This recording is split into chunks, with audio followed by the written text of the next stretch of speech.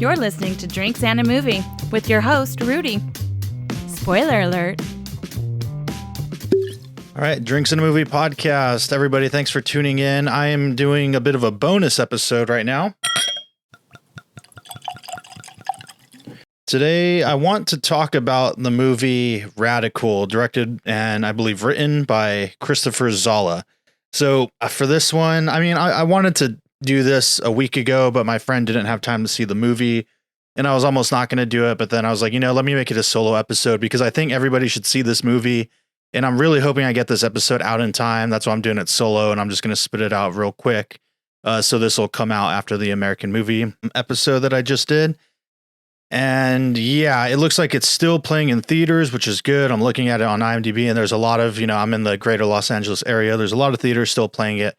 So, I'll have this out. That way, if you hear this podcast, there will be no spoilers on this one, and then you can go and check out the movie. So since this movie is set in Mexico and shot in Mexico, I wanted to do a mezcal this time. So we've been doing a lot of whiskey. I want to mix it up. My girlfriend knows that I've been wanting to explore mezcal a lot more lately, and it's just tough because, money, obviously, but there's a ton I want to try. There's so many different options. And for my birthday, my girlfriend got me a couple. So the one I'm going to do today is Vago Elote by Jose Aquilino Garcia. So this is an Espadín, Tahona grind, copper still, batch size 997 liters, and it is distilled with toasted corn. So my understanding is that it's kind of like a Pachuga style mezcal, I believe, where they'll add like some different fruits and vegetables into the mix when they're distilling. I still got to do a lot of research on that, but yeah, it says 100% agave made in Mexico, and yeah, they use toasted corn in this. So let me see, just reading off the label here. So Vago, as corn and agave are the essence of rural Mexico, Elote celebrates the importance of both to our heritage, culture, and daily life. The adding of another ingredient before final distillation is typical of a traditional celebration mezcal. Unique to our family, Elote is our tradition. So yeah, so I did open this before and we tried it together on my birthday when she gave it to me, but I haven't had it since. So here we go. So it definitely smells like mezcal, whatever that means. It's always harder for me to pick out notes from mezcal and tequila, but yeah, it definitely has that kind of, I don't want to just say like dirt. Let me see. You get that agave and a little bit of a sweetness, like a hint of a vanilla type of note, not that artificial kind of flavoring vanilla, but a little bit of a sweetness with the agave. I think I can smell some of that corn. Like if I'm thinking of like a corn on the cob, that's been roasted. It does have a little bit of that smell. Maybe that's just the fact that I know that's what's in it getting to me. But yeah, definitely more on the vegetal kind of end. Well, yeah, here we go. Yeah, upon first sip, man, it packs a bit of a punch. Let me double check the proof. Oh, and that's one thing. So this is actually over 100 proof. Just a little bit. It's 100.8 proof, which is pretty cool. I always feel like every time I see or taste mezcals and tequilas are typically 80. So I really love that this is 100.8. So that explains why it packed a little bit of a punch on the first sip. This is my first drink of the day as well. Yeah, it's good. Very peppery, a lot of heat, has a little bit of a spice to it. I'd say very spicy, to be honest. At the moment, I'm not getting much of that sweetness, but I do actually now on the finish, like on the back of the palate, I do get a hint of that corn sweetness. And it's almost like fresh corn. It doesn't taste like the way a corn whiskey does, where, you just kind of got to have it to know. Or like if you have the Sierra Norte corn whiskeys, it has that same kind of flavor as if, again, you just bit into a roasted corn on the cob and you get a little bit of that sweet but roasty aftertaste on the back end. So a little bit of that. Yeah, this is a good one. Yeah, very dark, very rich. I think if you like a good amount of spice and kick in your mezcal, then this is a good one. I would have expected it to be a little more on the sweeter spectrum, and maybe it'll open up and get that way. So I'll leave this and I'll sip it as we go. But yeah, it is a good one. If you see this, again, it's Vago Elote and you want to try a new mezcal, then definitely try this one. I've tried to look up some videos on it and it seems like it's somewhat popular. I think it may be a little harder to find, but yeah, people seem to review it pretty well. But yeah. So anyway, let's talk about Radical. And I won't do this too long since, again, I'm going a little solo for this episode. So let me get my levels right a little bit here. All right. So anyway, so Radical from 2023, I saw this movie just off of a recommendation, I'd say from Carlos Avila, who is the television and film director that I've had on the show. We did a full episode together. Right now, he's got a short film doing the festival rounds. It's winning a lot of awards and doing really great. called The Kill Floor. I don't know if it's public because they're screening it at all these festivals, so it might not be yet, but definitely go check it out. You can find, I think it's at The Kill Floor on Instagram, and then go to the Drinks and a Movie podcast YouTube channel and watch our episode we did together where I talked to him about his directing career.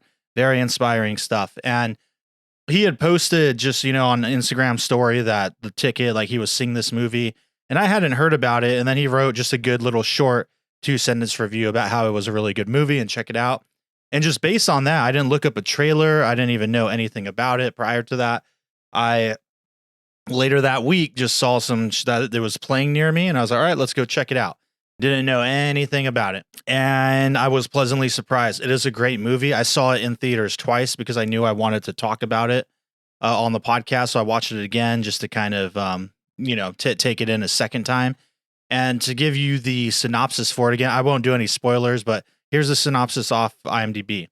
A teacher in a Mexican border town full of neglect, corruption, and violence tries a radical new method to unlock their students' curiosity, potential, and maybe even their genius. So yeah, I mean, essentially what we have here is Eugenio Derbez, who's a great actor. You've seen him in all kinds of films and TV shows. Starts teaching sixth graders at this middle school. And it's in a very violent part of town. Like, I don't know. I've never been to Mexico. I'm not, I think it's Matamoros or something is the town they're in, but I'm not familiar with, the goings on. I've never been there, to be honest. So I can't speak to the reality of it, but it does feel very raw, very real. Everything is very grim and desaturated. And, they could have gone an approach of making this movie very bright and light because it's a drama, but it does have a lot of humor. And it's about, teaching these kids. You think of something like a Stand and Deliver, how it's drama, but it has its fair share of humor. Or even, I don't know, there's plenty of other movies in the genre of underdog teacher teaching underdog students, in the hood kind of thing. But now, where am I going? I don't even know where I'm going with this. I don't script these things. So, but anyway, aesthetically, it's beautiful, beautiful cinematography. I like that they went with this grim, kind of low saturated look. He comes in, and I like that it starts right off the bat with, Eugenio being the new teacher. I think his name is Sergio in the movie, doing this game with his class where they all come in and it's super disciplined. Like, I remember there's a part where at the beginning they all get into like ranks and files, which is basically like a military block, so to speak, at like attention and like, all right, we're going to start our day. And the whole goal of like the admin is we have to pass this, I forget the name, but this big test. I guess it's kind of the equivalent of like an SAT kind of thing. And that's how they just assess the progress of students in the country. So yeah, think of it, I guess, like an SAT of some sort.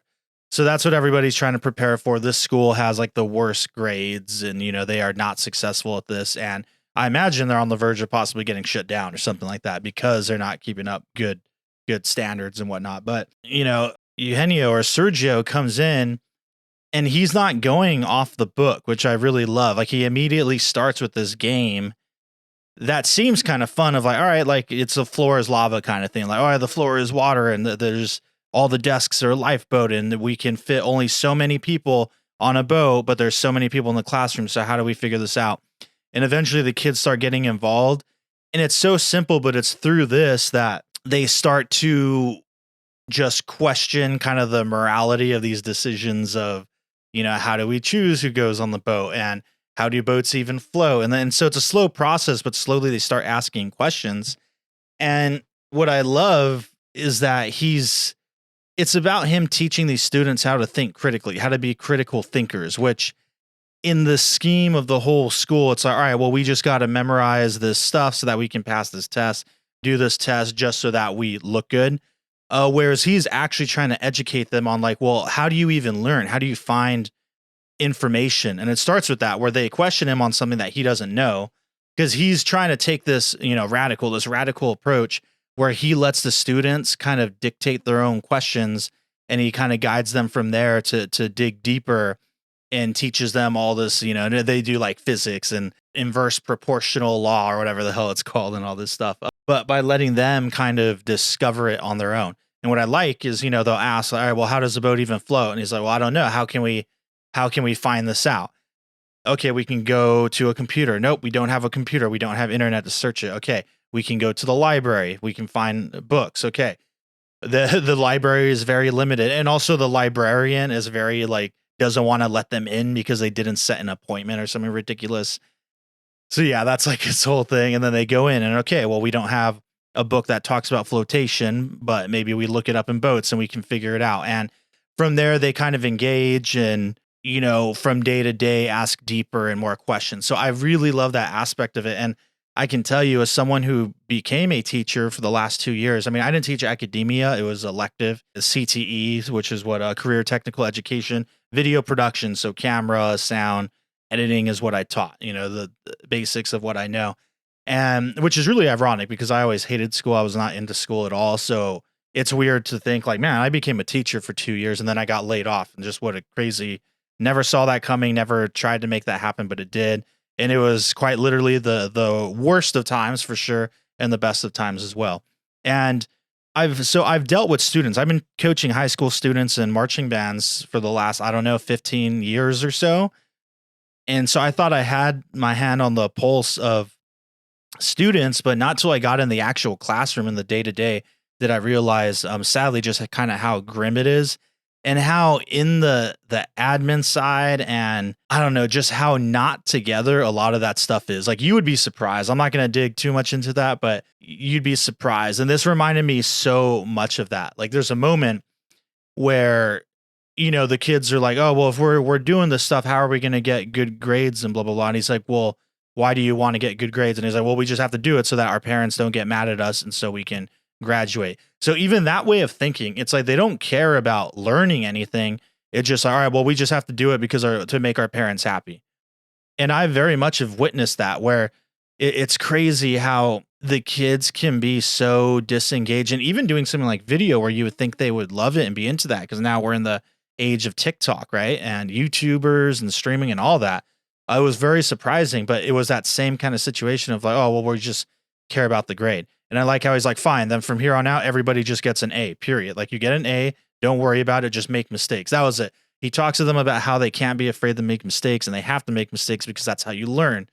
And they're like, well, we make mistakes, how do we get good grades? And he's like, well, don't worry about it. Everybody passes the class right here, right now. Now, take your guess, make your mistake. And, I love as they start to get into this, that it portrays the students asking these questions in the world. It's like they'll go home and they'll try to figure these things out on their own. Again, like critical thinking, right? Like asking questions, assessing what they're doing, trying to draw their own conclusions. And how, they're talking about like volume and mass and density and all this stuff. And, they put all these pieces together.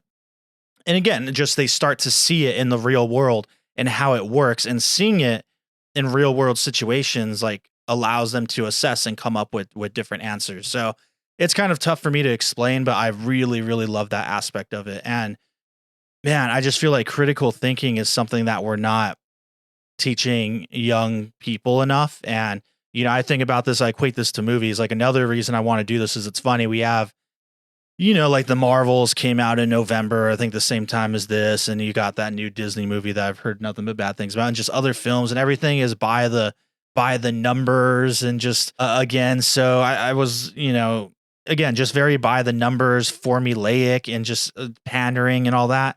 So I love to see a film like this where it is so not that at all. And if anything, the film is about like the opposite, like being, yeah. And yeah, I just absolutely adore the movie. It was great the second time around as well. It's equal parts humorous and dramatic, and also very sad when you see just kind of the lifestyles of what these kids have to deal with. And again, how it's funny how even the school and all these things will shut them down. Like, parents will shut them down. The school, like when they go to the library, and the librarian is still like, oh, well, you don't have an appointment, you can't come in here. It's like, well, why are you gatekeeping the knowledge? Like, your job is to, educate these students. And there's a great scene later where they go to like a real library, like a college library, and one of the girls takes an interest in philosophy and starts, asking for these books and how helpful they are and how different that experience is. And, again, then you get into the admin thing where all they care about is the test. And there's this whole thing where, other teachers are trying to like cheat on it, which is the opposite, right? It's like, again, they don't even care about learning anything. It's just about making these superior powers or whatever happy, So this whole angle of other teachers getting the test ahead of time and cheating, because now they're just teaching their students just to memorize answers without knowing the how, what, why, or anything. So they're still walking away, even though it's an assessment of what they've gained. They haven't gained anything. There's a difference between just memorizing a bunch of shit and like really learning something. You know what I mean? And, this teacher, Sergio, is trying to actually teach them for real, like get them to learn. And I love, like, I had a moment in my class where when I realized early on, like, man, they don't even understand, like, as cliche as this may sound, like, they got to learn how to learn. Like, they don't even know how to seek information. So it really, struck me this beginning part when he's like, okay, so if we need to know how something floats, like, how do we find this out? Like, what do? We just like sit here until someone tells us, like, how do we find this info? Okay, internet. All right, we don't have that. Okay, books. All right, we'll put something in the water. Like, how does this work? Why does a balloon float but a rock doesn't? Like, what's different? You know what I mean? Why does, okay, you're saying one's smaller, one's bigger, but then why does a boat float? But then whatever. And yeah, really, really good, really well done film. And besides that, also the aspect that how, these students are almost kind of set up to fail because there's not a lot of support. No one really believes in them. And he comes to realize real quickly that one of the kids in that class may be like an actual genius, like straight up just like a genius, like just gets everything and is super hyper intelligent. And he asked the principal or director or whoever early on, like, oh, what do you know about this girl? And he's like, oh, she's quiet, could apply herself more. That's all he had to say about her. That's like in the 2 or whatever years she's been there, that's his only assessment. And then Sergio realizes very quickly, like, oh, she's actually like a mathematic or a scientific genius. And so we've got to cultivate this and support this person. And yeah, and it makes you think. It's kind of sad because you think how many people in the world are like that have these abilities and skills, but will never tap into their full potential just because of the circumstance that they happen to be in, right? And just how important it is to, support students and, help them find, just what their thing is and all that. Yeah, kind of hard to speak about, but that really hit me. Just all these aspects. Again, it's a really great movie. I won't keep talking about it too long. I'm not going to spoil anything. You should just go watch it. I did feel the first time that it ended kind of abruptly, but seeing it the second time, I was like, you know what? I don't know what it would have or could have done differently to be better. I think if it kept on going, it may have been a little too similar to Stand and Deliver, if you've ever seen that, possibly. So on second viewing, I was like, you know what? I think it ended at just the right time. And yeah, it's sure to get you pretty emotional too. It'll make you laugh and smile, and it'll, probably make you tear up a little bit as well. But yeah, highly, highly recommend. Please go see this movie in theaters. Hopefully I did justice with my quick little review. And by the way, all the acting is great. Like all the kid actors, stellar, the adult actors, like this movie is to me firing on all cylinders. The music, though it's like a ripoff of the music from True Romance, it fits so perfectly and is so good. And yeah, man, there's some really stellar like child acting in this movie for sure. A couple scenes come to mind, but I'll leave it at that and let you watch it and come to your own conclusion. But yeah, go check this out while it's in theaters, while you can. We need to support movies like this so that we get more of these films. And again, this is from Mexico, not even an American film, but more reason to support some other cinema, especially when we're in the world of just like MCU movies and stuff like that. But what else was so highly recommend. I will for sure get this on Blu-ray when it comes out. And when you see it, leave a comment, let me know your thoughts. I would love to hear what you have to say about it. And let me drink this mezcal again. Yep, still pretty spicy. But yeah, anyway, everybody, thanks for listening, bearing with me. That is a wrap. Cheers. Thank you for listening to the Drinks and a Movie podcast. You can now find us on Instagram at Drinks and a Movie Pod, where we'll be posting photos from all the various films that we discuss. You can also email us at drinksandamoviepod@gmail.com.